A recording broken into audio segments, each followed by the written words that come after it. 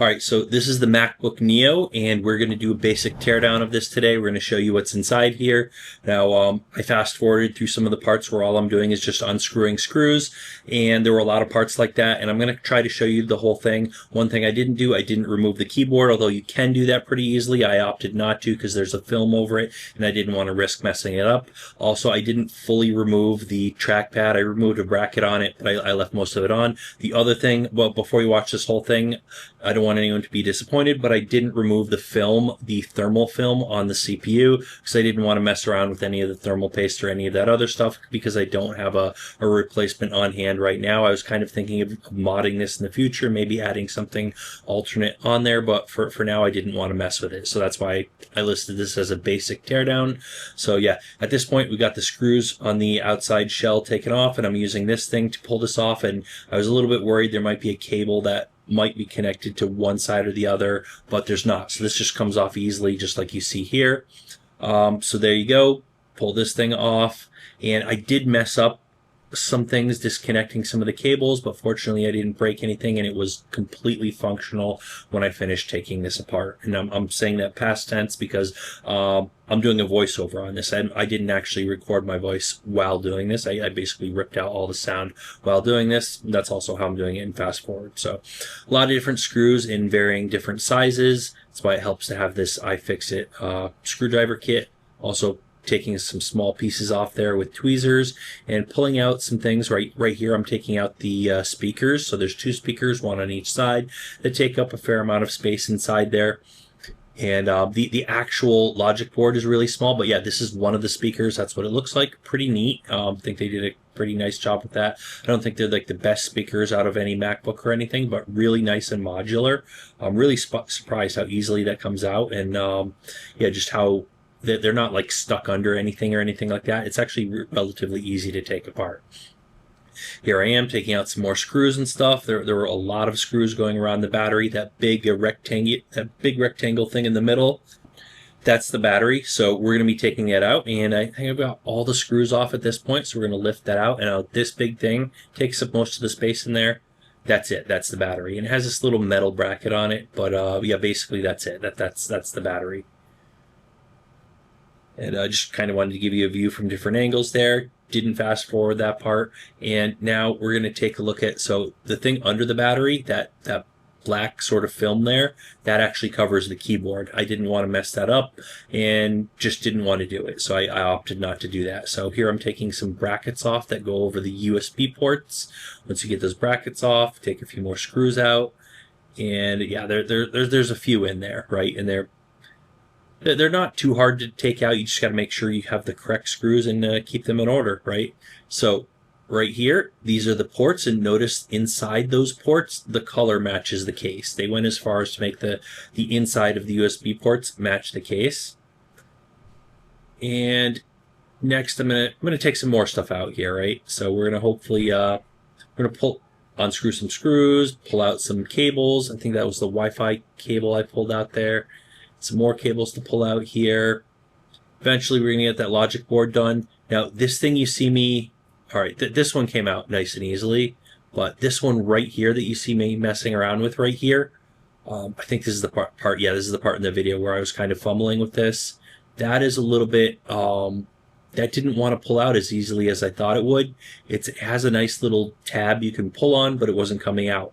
Now this is because each of these ports, this thing and the two others, there are three different things like ribbon cables that plug into the logic board, and all three of them have a little bracket thing that locks them in place that I was not aware was on there. I was able to actually remove a couple of these without removing that bracket, without flipping up the lock, and I didn't break any cables or anything.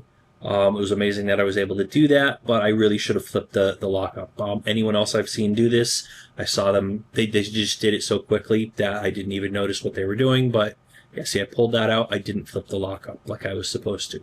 So there's a little latch thing that kind of locks onto these ribbon cables and holds them in place. I was supposed to flip it up. Now you're going to see me kind of fumble around with this. I'm keeping this in here because hopefully this helps someone else out. Every other video I've seen of somebody else doing this, They kind of just did it super fast, and you don't even notice that they're flipping that latch up, at least the videos I saw. So yeah, this one I'm doing really slow, so you can kind of see what I'm doing wrong and what you kind of need to do it right.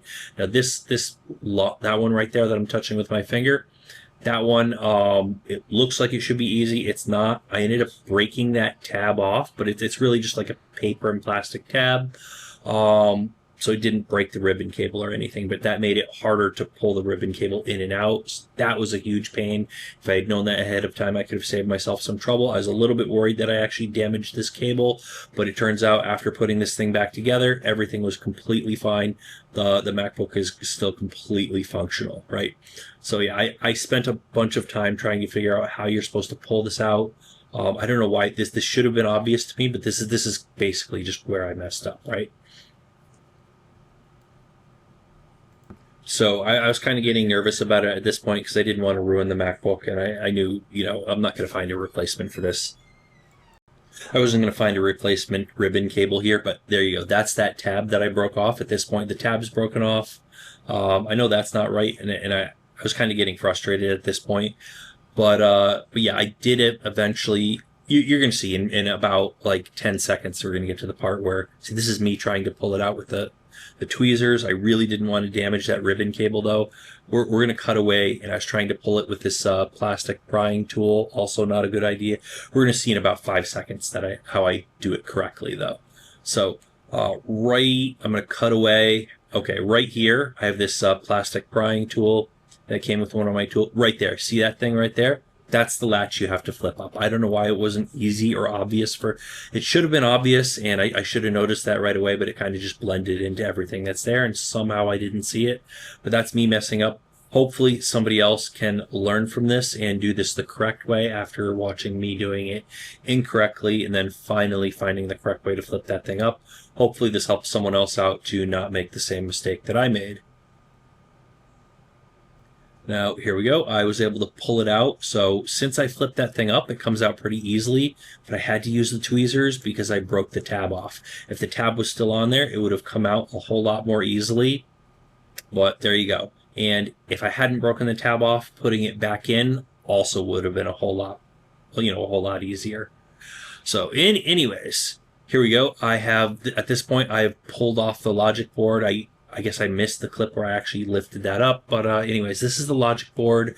And you can see right here on this side that you see visible right here where I'm touching, that is like a thin thermal film that serves as the heat sink.